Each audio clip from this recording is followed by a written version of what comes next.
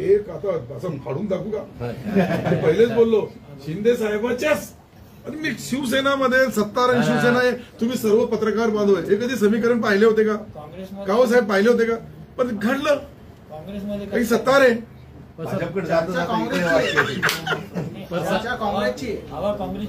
हवा मी तुम्हाला सांगतो, आज जी हवा चालू, ऐका ना दादा, आज जी हवा आहे फक्त एकनाथ शिंदे साहेबाची आहे.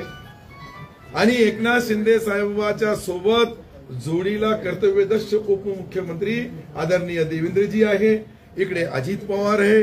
हे काळ्या दगडावरची पांढरी रेष मला आज दिसतं, उद्या काय होईल ते बोलता येणार नाही, पण आम्ही पुन्हा येऊ सत्तेवर.